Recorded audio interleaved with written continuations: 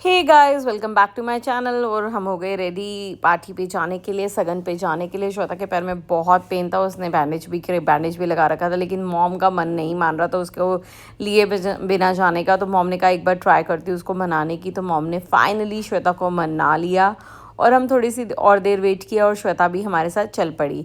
और हम लोग निकल गए अगेन फिर गुड़गांव के लिए। गुड़गांव मतलब फिर से याद आता है ना मुझे जाना यहाँ पे, मतलब बहुत ही ज़्यादा पेनफुल है यार।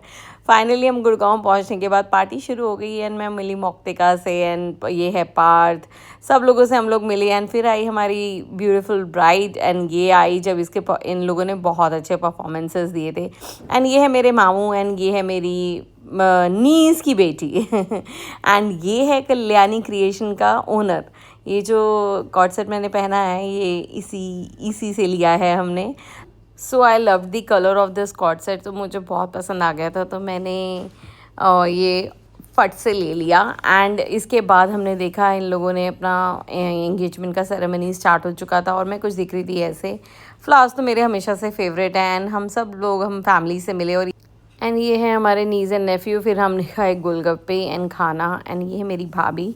ये दोनों ने बहुत ही बढ़िया परफॉर्मेंस दिया था, मतलब अच्छे से प्रैक्टिस करके इन लोगों ने बहुत अच्छा परफॉर्मेंस दिया था।